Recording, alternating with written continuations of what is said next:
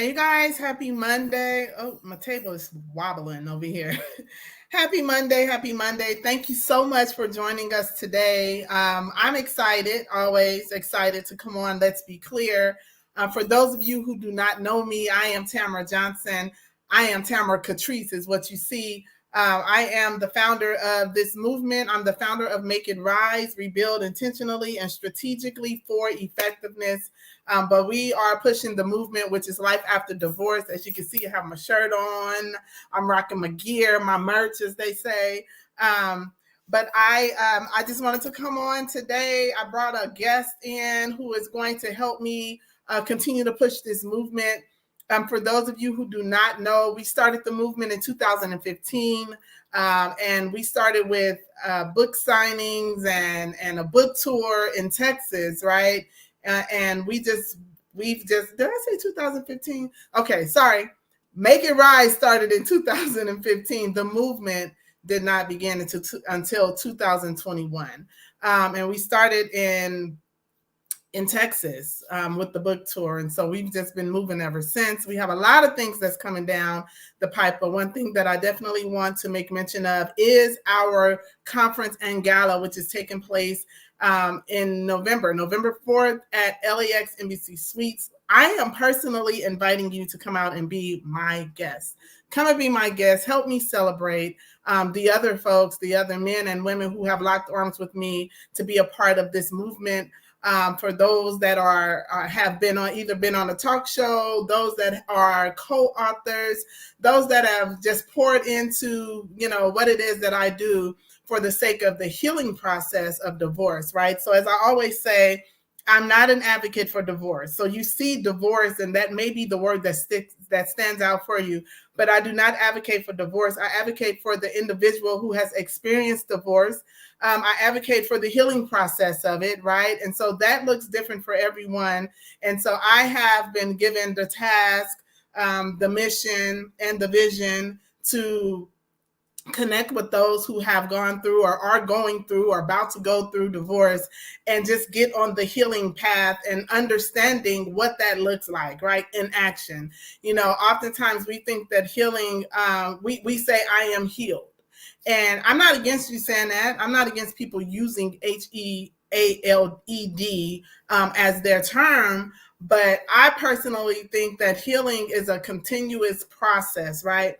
And I say that because I'm a divorcee, right? And so it's a journey. I don't think you ever arrive. And then even if you arrive, what is it that you have in place for your arrival, right? Because you have to do something that's going to help you continue to heal.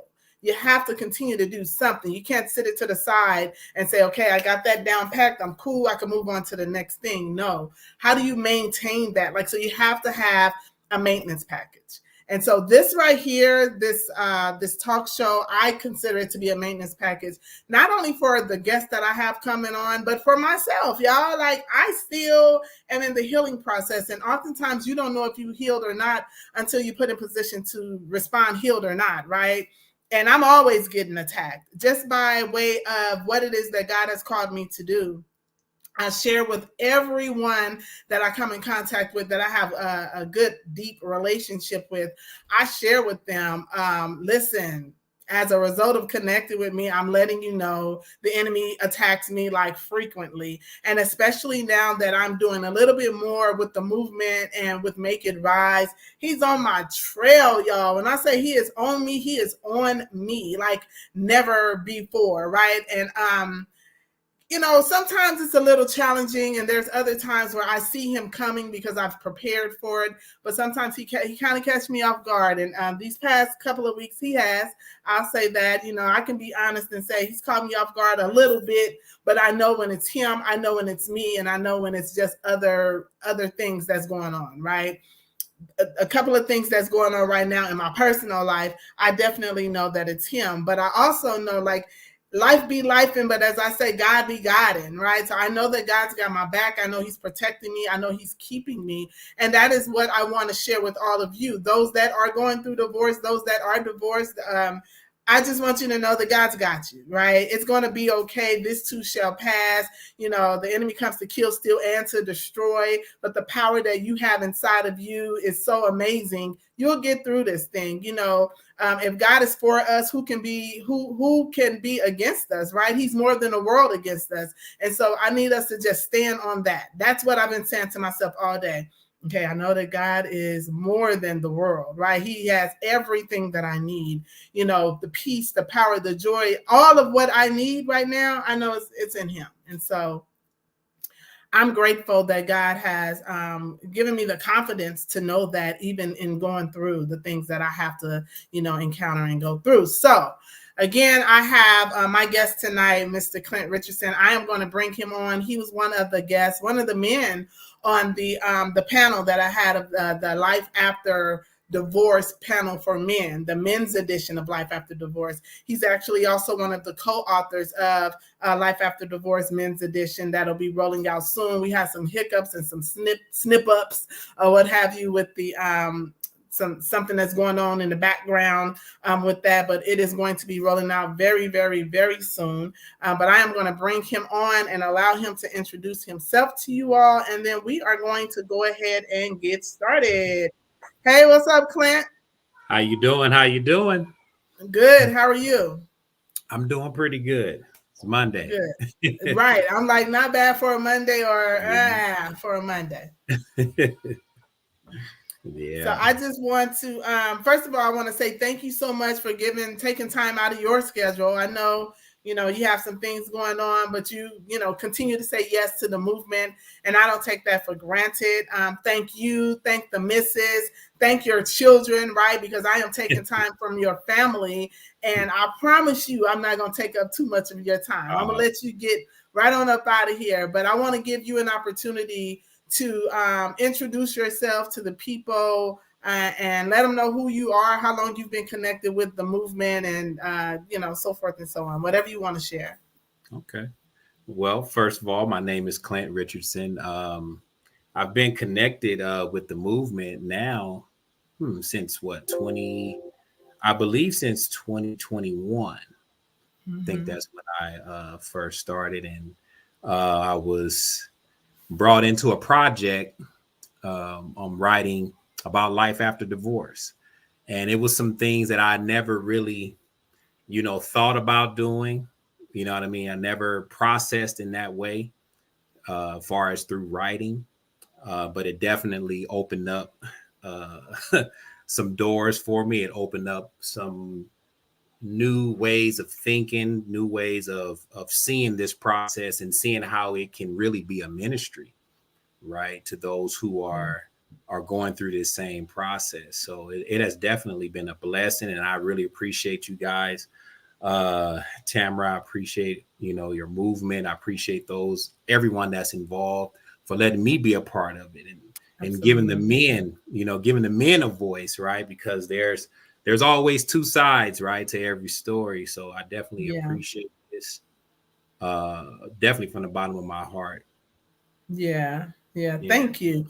Absolutely. Without even having to say anything. But yeah, I thought it was, I've been wanting to do the men's edition of it, but I wasn't ready. And God showed and shared with me that I wasn't ready. And so when he gave me the go ahead, I was excited by just who he showed me to pull in. And it was confirmation because not one of you guys have made me feel uncomfortable, right? You know, many men don't feel like a woman can be the head of something and then they follow behind, right? And that's not my goal. My goal is not like, I'm the head, I'm in charge, and then you follow me. No, y'all know I'm like, if I need to call on y'all to connect you with another brother, I'm going to do that, right? If I feel uncomfortable, if I feel like I'm out of line, because as a woman, there's certain things that I just cannot teach a man. I know that hands down. And so that's why I know that God handpicked you all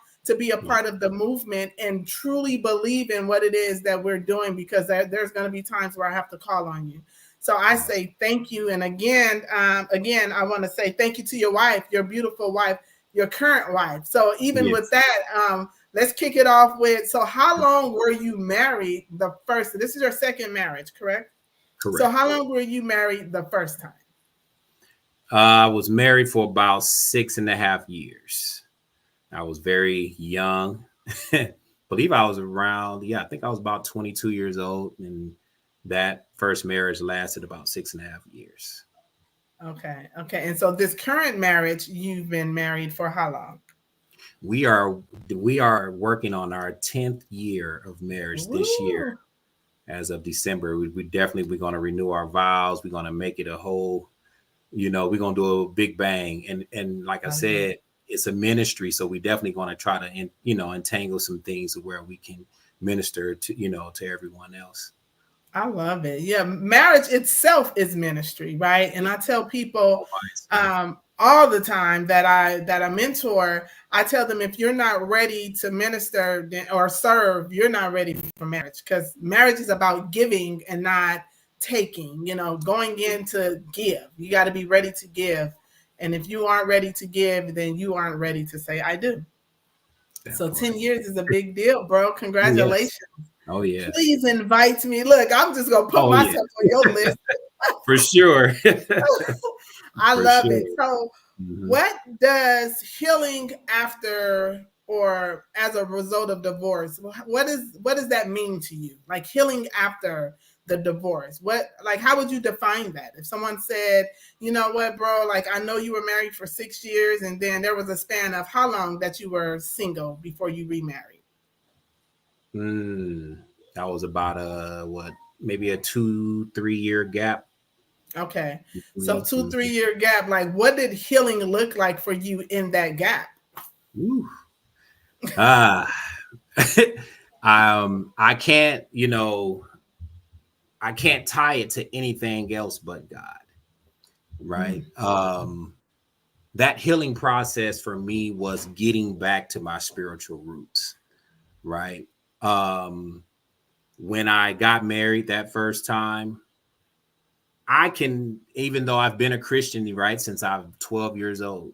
But when I got married that first time, I'm not sure if I really connected, that marriage to God's concept, mm, right?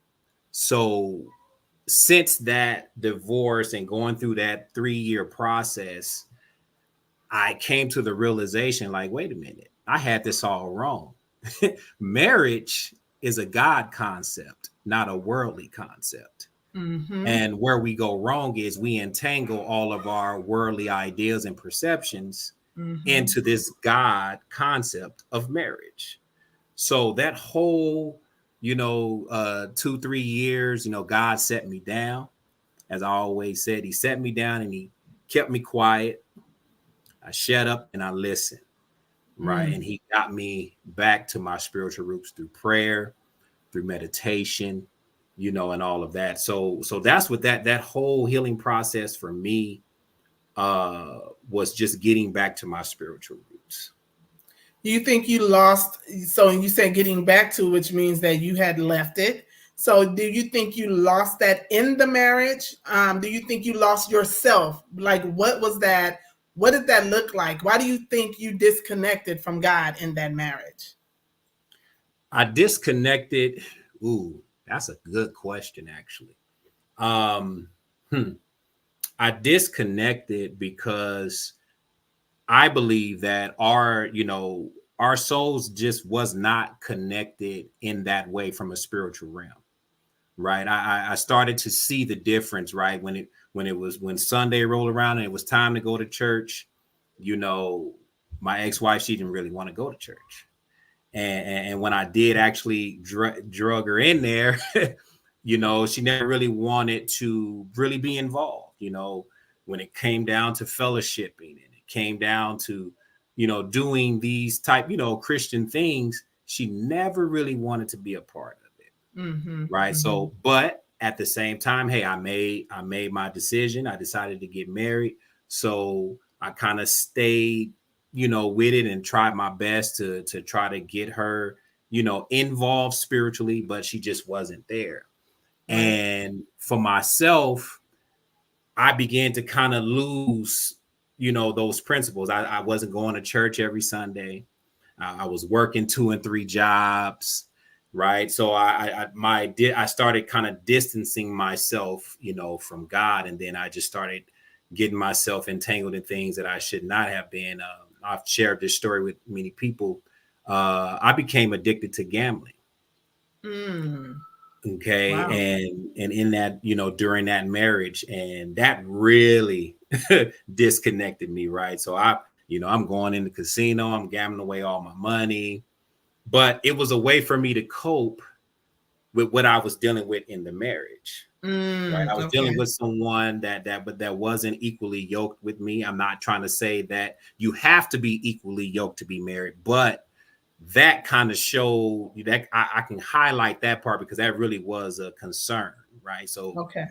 I was just not able to really cope with a lot of things, that I Hmm. wasn't used to. And like I said, I was very young, Yeah. right? And I started off all wrong anyway. I did not have the God concept. So Got it. so Got yeah. it. So your foundation was already not solid, right? So if you No. had the foundation, the God foundation, no matter what you build on top of the foundation, whether it's Mhm. right or wrong, the foundation is never going to move, is never going to crack nor shake if it's God, right?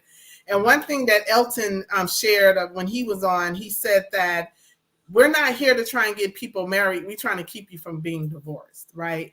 And so Mhm. when we talk about marriage, like we're talking about it right now, it's not because I'm saying, hey, y'all go get married. What I'm saying Right. is, if you are married, let's talk about the things that's going to help you stay married, or Hmm.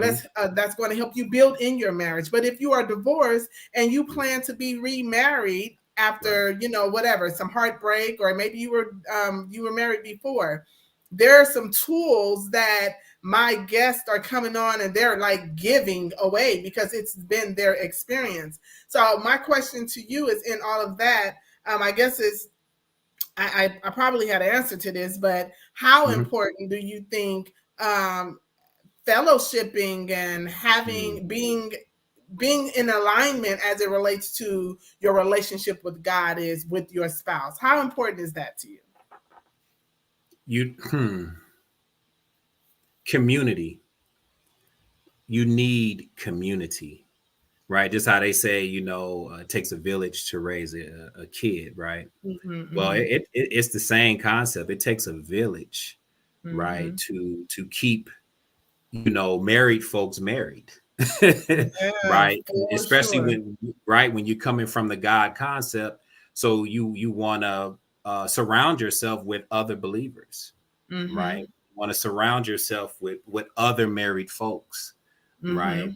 Because I know sometimes folks, will be in a marriage, but then still hanging out with their single friends, Mm-hmm. right? And sometimes they're unbelieving friends. Like I say, I'm not Mm-hmm. judging. I'm just telling you Right. some things that can kind of, like you say, that can get you maybe going left, instead of going right, in that marriage. Yeah. So I see community being, and like you say, the concept of fellowship and community, that is so important Yeah. because when I'm struggling, right, Yeah. when I have some days when I'm struggling, I Yeah. can't always talk to my wife. Right. Need to be able to call up one of my brothers. And I have That's so good. several, right? I have several brothers I can call on, right? I can just say, look, I ain't feeling it today. You know what I mean? Or I may say, I'm not feeling her today. Yeah. Keep What's it going real, on? bro. Yeah. Right? Yeah. I'm not feeling her today, right? And then I can vent to them and let them know what I'm dealing with, and then they can get me back on track. Yeah. And the same thing for her, right? When I'm acting up and she not feeling me, she can call one of her sisters, Yeah. and they can conversate and get back on track, because see, that's why it's so important to be in fellowship with those fellow believers, right? Because they're going to keep you focused on the right thing They're and not not gonna give you say, all bro, those, just come go out here with us and let's just hit a corner, right? that Because part. that's easy to do. Right, exactly. So yeah, Mm-hmm. community is important, very Yeah, important. I love that because too often we have people who believe that we are only supposed to talk to each other, like the wife and the Mhm. husband. And I just think that is so unfair, you know, Yeah. because like you just said, there's times where it's you're the problem. Like, I Yep. don't like you right now. I love you to Yep. death, but I don't like you right now. And so we Mhm. have to have godly counsel. I say when I remarry, I definitely want me and my spouse to choose, you know, like our godly counsel, right? Because Yes. I could go to my home girl and she's probably gonna say some stuff that is Mhm. going to feed the emotion that I'm already in. But if I go to Right. somebody that is willing to, like, hey girl, pull it together, let's pray about it, hold That me part. accountable, tell me That I'm wrong when I'm wrong. And I'm so grateful that I've already built friendships like that. I already have a Mhm. circle of friends that will tell me, like, Tam, yeah, you wrong on that. And then I do know those that, like, if I just want somebody to side with me, I know who to go to, Of right? course. We know who we know who to go to. So Yep. community, as you said, is very important as it relates to marriage. Now, did you ever Mhm. even give that thought in your previous marriage? Like, community, was that anything you ever thought about? Nope. So it And was I in like your you said, sit down. say it one more time. It was in the time that you sat down that you began to, like, realize some of the things that you probably didn't insert in your first marriage. That part. And I was away. I was in San Bernardino because I grew up. I'm a LA kid, Compton kid. So I was in San Bernardino, and I was away from all of my family. I was away from all of my church Mm-hmm. folks. Mm-hmm. So I mean that doesn't mean you can't pick up a phone and call, but a lot of times, when it's out of sight, out of mind, Yeah. that's not what you reach for. You reach Right. for what's in front of you. And what was in front of me was bad coping skills and Mm. gambling, you know what I mean? Doing things that finding that false hope, you know. Yeah, yeah, yeah, coping. Let's talk about that because I know, and I'm laughing at Zan. She left a message said, "Yeah, your Zan will tell you to sit down, girl. You tripping." She will. She will be like, "Tam, yeah, no, just sit down somewhere. You're wrong." And you Yep. need people like that, you know. Hmm. And Hmm. she ain't soft with it either. I'd be like, No. "Well, yes, ma'am." Right. Yep. Yep. But coping skills. So Yeah. there's this thing, I taught this class before. It was a part of one of my workshops, and I talked about how there is a difference between coping in a healthy way and coping in an unhealthy way. Hmm. And the majority of my process that I was coping was unhealthy. Like, I Hmm. wanted people to think that I was good. I had it all together. You know, I put on everything. I put on the makeup. I put on the hair. I put on the outfits. I put on the smile, right? Hmm. But on the inside, I was hurting. I was broken. But I felt like I had to show them this particular person because that is who they had known me as, right? Right. And God had to tell me, but I'm not getting any glory in this. Like, you're putting on a facade is having the look of something that's really not, right? Yeah. And Yeah. so he had to break me down in front of people. Like, no, you are broken right now. No, there's work to be done. And I Hmm. need them to see this because they're going to need to use the same tools that you use. But I coped in an unhealthy way for Right. so long. And what I found was there were times where I would jump back to that thing because I was Hmm. too busy trying to still be perfect Patty, right? Like, I, I didn't want, I felt like if people saw me in a broken space, I'd let them down and then they might trip. And God was like, I got them. That's not even for you to be concerned about. I need you to worry about your healing process. And I've called you to heal out loud, right? So I have fully accepted that one of my things that he's called me to do is heal out loud, right? So does it feel good? Nah, because I want to go through this. Sometimes I really want to go through my healing process in private. And there's things that he's give me that. He's like, no, this is just you and I. But yeah. there's a lot of things that's uncomfortable that he just removes the veil and be like, Go, and I need you to talk about it, and you're going to share about it. And this is, it's not for you, it's for somebody else. And it all makes sense, 4 months down the line. But in the middle of that thing, I'm like, Lord, I thought you loved me. Right. Yep. My 100%. God. Yep. And I included, and I believe I included in the life after divorce uh, part that that I contributed to. And I talked about an acronym that I had came up with. Is called I refuse. I refuse to go back. I refuse to go back. And what the I stands for is to be intentional, Mm-hmm. right? Being intentional with every move that I make, Oof. right? Towards the healing process, though. Be very, Yeah. very intentional and purposeful, right? That comes with removing all of the negative things in my life, the negative people, right? People, places, and things. Mm. Right. That's something that you learn through addiction healing, right? People, places, and things.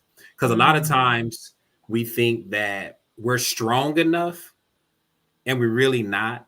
Right. And there's this concept I used to teach. It's called be smart, not strong. Be Mm. smart, not strong.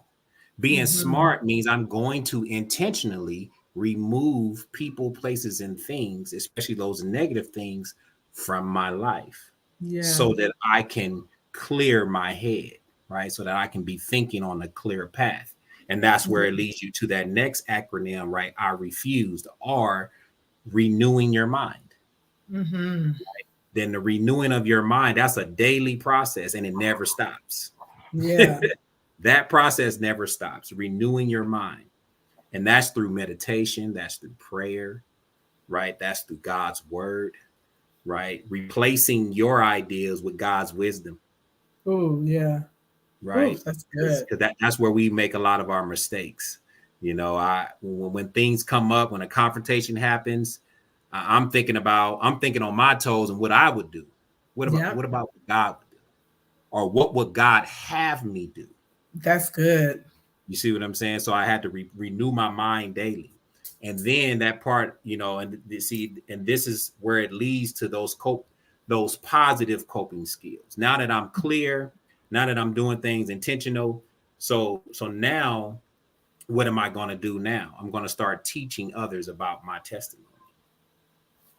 Right? I'm going to start sharing my testimony. Why? Because there's the purpose. See, a lot of times we think that our weakness, or should I say, our weaknesses most times is our strength. Right? Mm-hmm. So the things that I struggled through, I can Yeah. now share it with others and help others heal through the same process, like what we're talking about. Right. Life after divorce. And then I have other aspects, right? Folks that has addiction problems, Yeah. right? How did I get through my addiction of gambling?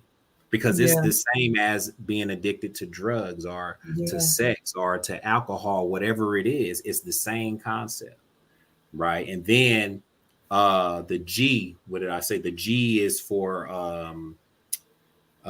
gratefulness, right? Now I can kind of sit back and look at my story, right? And just Yeah. thank God. Thank God Yeah. that He brought me to this point. You know what I mean? That He brought me to this point, and then the way I show my gratefulness to God is what I do. I worship. We got to see that we got to get back to our spiritual roots.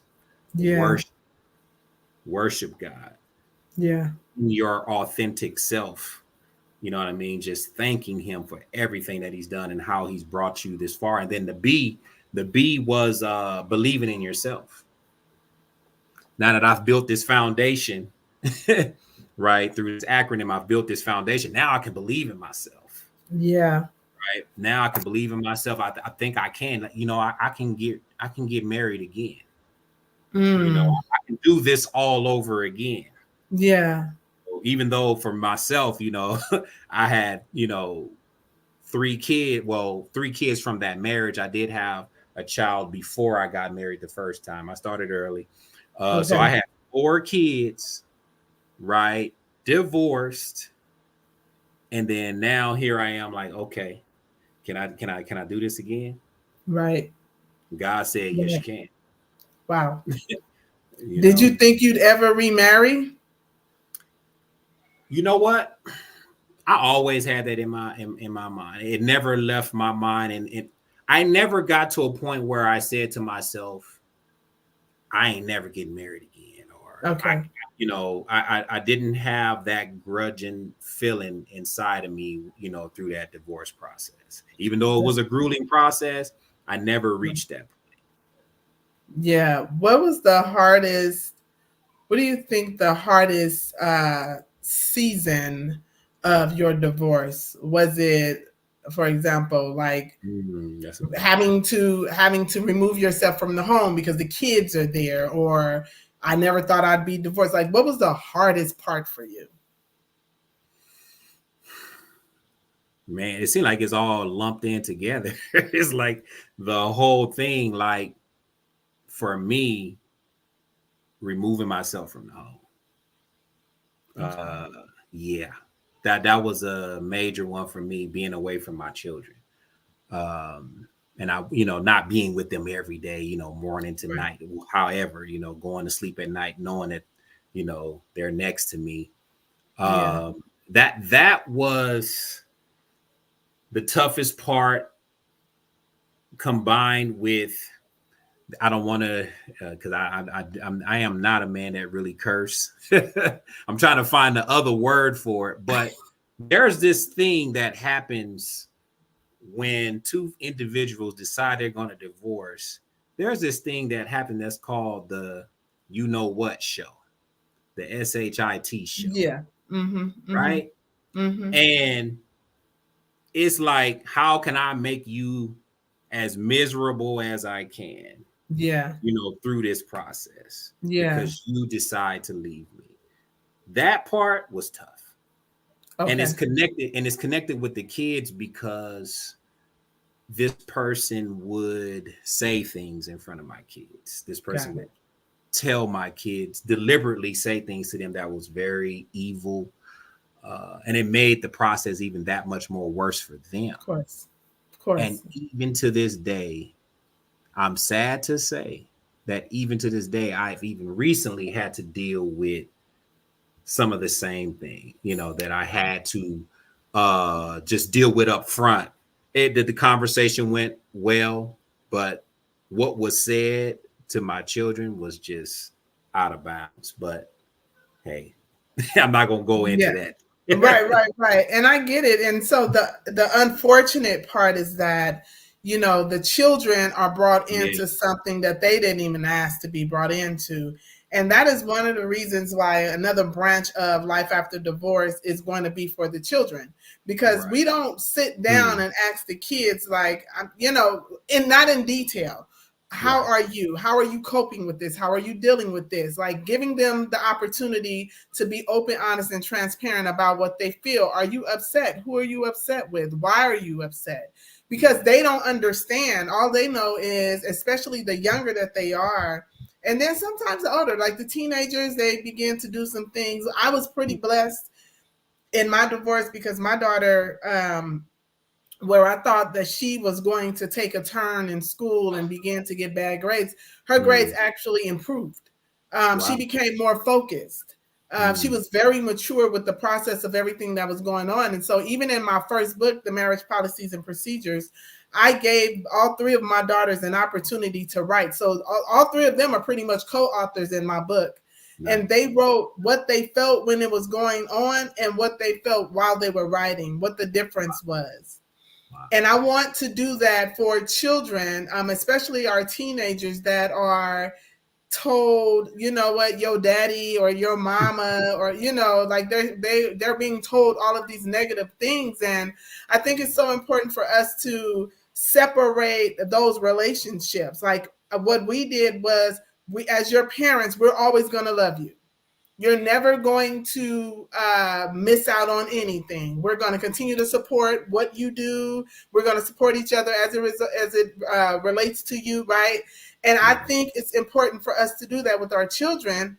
Mm-hmm. Although I believe that one of my children, um, she took it a little harder, right? So it did affect her. And so there was some counseling, and still is some counseling that's going on, just as it relates to just a whole lot of things that she had encountered in her life. But that was just an added straw, right? And so if we aren't talking to the kids as much as, so I do this weekly or bi-weekly, but nobody's sitting down with the kids weekly or bi-weekly on purpose and saying, hey, you have a voice and it's okay to hurt. It's okay to be disappointed.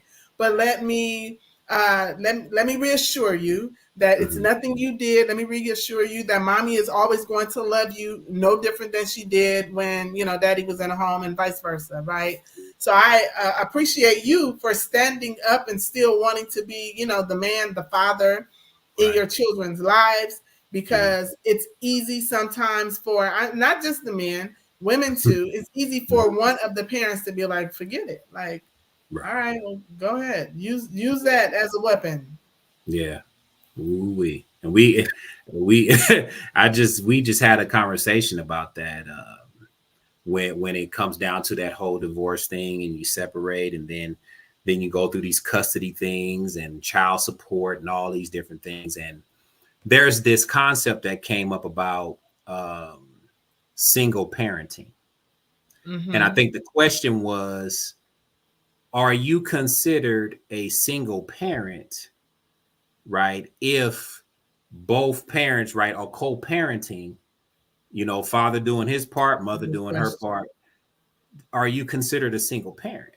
That's a good question. Right? Because but we know how the world views that concept, though. Yeah. When we use the word single parent, single mother, or single father, it means that the other parent is not involved, not doing what they, not holding their weight, things of that nature.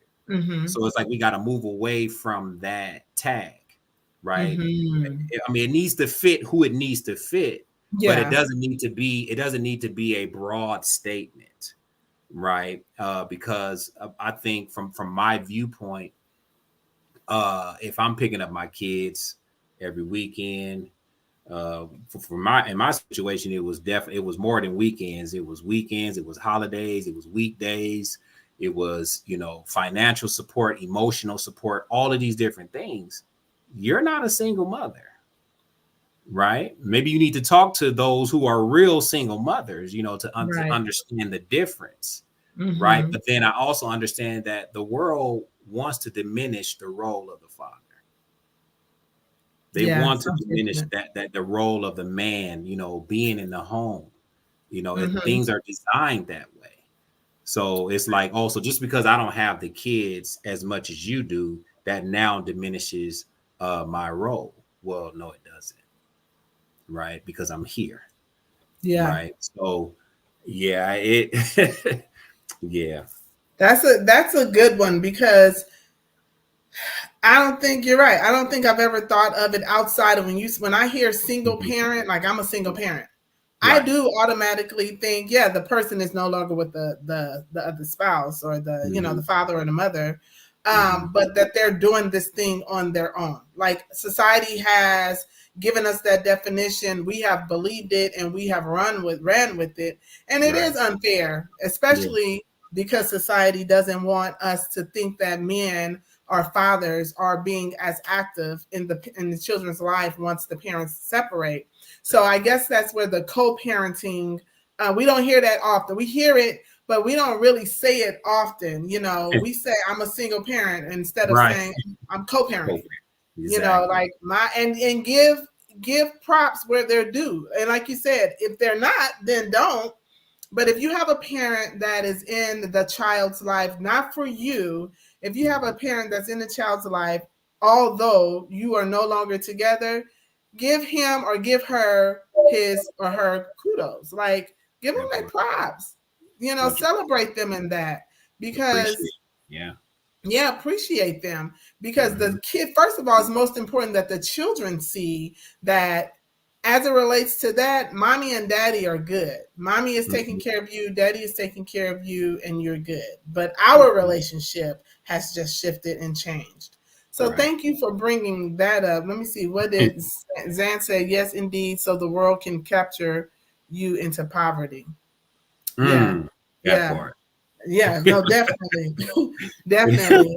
We it's so funny how we just get in alignment with whatever they define Yeah. as whatever it is. Whatever we're talking about, if the world says it's this, if we see it on Mhm. social media, then that's what It it is. is. Yeah, That's what 100%. it is. But we have to get away from that. But if Mhm. you had to leave the people Mm. with something positive as it relates to, after the healing process of divorce, the remarrying, like what mindset would you say that they need to be in order for them to remarry and then it be an effective and healthy marriage? Mm. Um, for men, be open.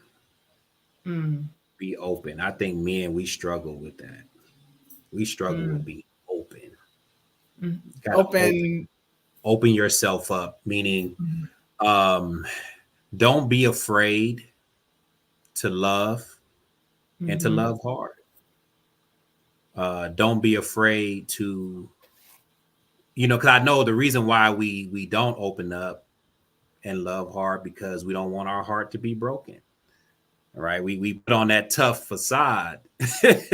But man, we protect ourselves from being hurt in a major way. So I would say open up, open yourself up, because at the end of the day, suffering is promised. See, we got to get back to the God concept of things. See, Yeah, we're trying to avoid suffering, but you're not going to be able there's to no way avoid. around it. It's promised to us. Okay. So just open yourself up, and then once again, get back to the whole of what marriage really is. Marriage Yeah, is not a worldly thing, at all. it is a God thing. That's good. So That's if good. you're thinking about getting married, I'm gonna ask you to open up your Bible, and I'm gonna ask you to turn to First Peter. Start with First Peter, Yeah, okay? So yeah. because love is about sacrifice, right? So once you get the whole idea of what love really is, then you can move forward into this marriage relationship, because it's about sacrifice and it's on both ends, right? Both It's a ends, definitely. sacrificial love. It's not about you finding this perfect person. We need to get that out of our head. We were too broke. We're always going to be two broken vessels that come together, that's here to heal together and love unconditionally and sacrificially. That's good. Yeah. I was listening to it's so funny that you bring that up because I literally wrote down something that I was listening to on a podcast today. Mm-hmm. And by the guy name is Kendall Ficken or something like that. And Mm-hmm. he talked about 5 different ways that a man love, right? And he was Mm-hmm. saying you have the baby who cries for attention and love. He says you have the youth that yearns for attention and love. He says you have the male who acts out for attention and love. And then he said you have the grown man who gives based on what he's been given. So he Mm-hmm. gives attention and love based on what he's given. You show me attention and love, I'm gonna give it back to you, right? You show me Right. no attention and love, I'm not giving you that. But then Yeah. he said, number 5, agape love. The Yeah. love that loves regardless to if I receive it back or not. This is the love One. I'm giving. That's the love that God requires, Yes. right? When he say love your wife like Christ loved the church, that is what he's Mm-hmm. talking. That's it right there. Say no So more. that right, that's the mature love. A mature man loves has agape love, right? Yep. I am Mm-hmm. going to love you, and I get it. That could be that's a challenge, Yeah. to love someone. That's just unconditional love, period, Mm-hmm. right? Mm-hmm. I always say, give yourself permission to give that person you're dating or that you're with or you're about to marry, give Mm-hmm. them permission to hurt you like the last person did. And when I say that, I mean just I'm not saying be a fool, be Right. wise, of course, Yes, of course. but be available, as you said, be open, be Yes. available, because you never know what you may be holding up in this Mm-hmm. process. The enemy comes and he already know what it is that's going to turn you off or turn you Mm-hmm. on or shut you down. So he's Mm-hmm. going to add fuel to that fire. And when we aren't aware of his tricks, Mm-hmm. they come by real fast and Yep. easy, and he began to just move in our minds and our thoughts, and now we find ourselves in a place where it's like, how did I even get here? Because we allowed him to play with our minds. Our idle mind is the devil's workshop. That's why when you said go Mm-hmm. to your Bible and open it up, Yes. that is going to be what keep you. Yep. Yep. You got to Most start definitely. there. Yep. And I'm tell you, the opening up part, that's personal for me, because when I met my wife, she was 22 years old, preparing to graduate college. Mm. Okay. And I was 30 Oh, years wow. old, around Okay. 30, 31, and I was divorced. I had 4 kids. So our two worlds colliding, I was like, I seen the vibes, we couldn't keep our eyes off of each other, and we ended up, talking. And then I'm just like, wait a minute, why is this happening? And when things began to move fast, I told her, and she'll tell you, I told her, I said, me and you will never work. Wow. See, I wasn't open, right? I was like, me and you would never work. You're just about to start living your life. I've already been divorced. I got 4 kids. Ain't happening. Right? Right. I'm like, Right. no way. And she looked me dead in my face. She said, well, you tripping. Because I believe it can work. I'm Wow. like, what? And we just continue to connect. And then I see the spiritual connection was there. You know Mm-hmm. what I mean? The thing that I had been looking for all along, right? It was Mm-hmm. right there, Yeah. and then the rest is history. Here we Wow. are, we had 3 children together, adding to the 4. Now we got 7, and here we are about to celebrate 10 years of marriage. Like, I'm Wow. like, wow, there's Wow. no way this could have happened, but with God, you know, having his hand in it. So Yeah. Yeah. Wow. That's powerful. That is powerful. Yeah. So, I just want to say that God will do whatever it is that he needs to do in our lives, even when we think, yeah, no, this can't happen. Like you said, we will never work. And she's like, she was sure that it could, you yeah. know, and the importance of having someone who is solid and believe in you, not what they see, right? But Right. in who they know God created you to be. Like the importance of having someone to speak to that person Mm-hmm. is man, is paramount, Hmm. right? Because we can cut up, but to have someone speak to the woman of God or the man of God, all what happens is your entire spirit has no choice but to get in alignment, right? And Mm-hmm. it may not Mm-hmm. happen overnight, it may not happen immediately, but you begin to see the shift, feel the shift. They get uncomfortable because that ain't even really what I'm trying to do. Like, what is going on here, sir, Yeah. ma'am? Yeah. What is happening, right? But Yeah. that's how God works. So when Yeah. he does the connecting, he does the connecting. It may look haywire, crazy, or whatever in the beginning, in the Right. middle, or what Right. have you, but he got it. He got Yeah. it. No doubt. So definitely grateful for your time with us this evening, bro. I am super Yeah. excited. Thank you again for connecting with me, locking arms with me in the movement. Thank your beautiful wife Yes. again for me. Tell her I said thanks for Yes. loaning you to us for Yes. this hour. I know Mm-hmm. y'all got the kids, you got to get together, school and all that. Yeah. First day of school tomorrow.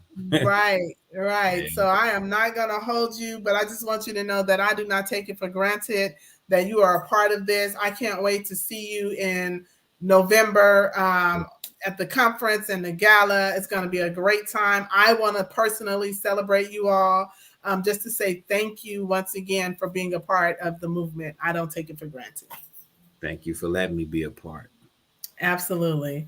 All right, you guys. So if you haven't gone on and got your tickets for the gala, please do go over to the link. I'll post it here. Go to the link, grab your tickets. If you need to get you a room, that's all included on the Eventbrite as well. We're going to have a great time. The morning is going to be the conference. It'll be a Q&A. You'll hear from some of the co-authors. We have Tanya DeFreitas that is going to come, and she's going to share and lead that particular session. And then the evening, we're just going to party. We're going to have a good time. We're going to celebrate. We're going to just have fun. We're going to laugh, right? It's going to be awards. It's going to just be some good stuff going on as we go into next year and the new things that are coming up for the movement. So again, I say thank you, bro. Thank you for coming on. Thank you, guests. Please like and share. If you came on after, if this is a replay for you and you have questions, please do not hesitate to type them in and we'll get back to you. All right, you guys, have a good night and we love you.